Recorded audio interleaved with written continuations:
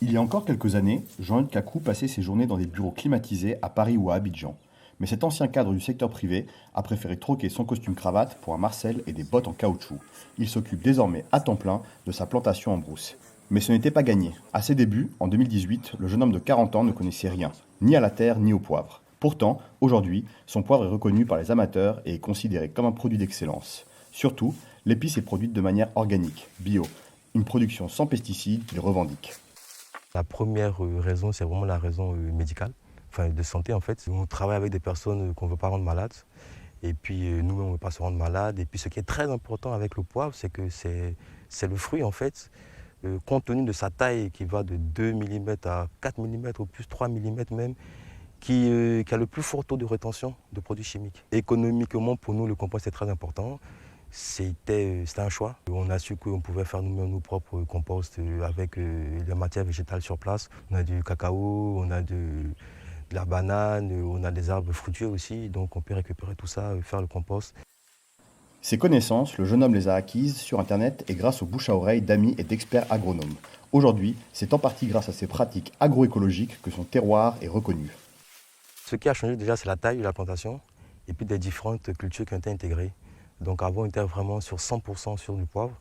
Aujourd'hui, on est à peu près à 70% de poivre, 30% de cacao avec d'autres petites cultures. Le fait déjà de ne pas avoir une seule culture sur une plantation, ça permet de limiter tout ce qui est risque d'infection, voilà, tout ce qui est risque d'attaque. Deux espèces différentes ne pourront pas partager les mêmes maladies. Si le néo-agriculteur a désormais la main verte, il a surtout un sens aigu des affaires, un héritage de ses années passées sur les bancs des écoles de commerce en France et en Chine. Il aime la terre et les affaires et nourrit pour son poivre de très grandes ambitions. C'est très simple, parce qu'au départ, quand j'ai récupéré l'exploitation, elle n'était pas rentable. D'accord. Là, on commence à être un peu rentable. La transformation nous a permis vraiment de pouvoir augmenter nos revenus. Donc, il ne s'agissait plus là de vraiment produire seulement du poivre noir. Voilà, il s'agissait de diversifier. Plus on a de produits, plus on est diversifié, plus on a de clients, plus on vend. Donc, on est passé en 5 ans, à 5 ans, on ne produisait pas de poivre noir, de poivre rouge, pardon. Aujourd'hui, on est les premiers à produire du poivre rouge en Côte d'Ivoire comme matière salée. Sur du poivre blanc aussi, à 5 ans, ça n'existait pas.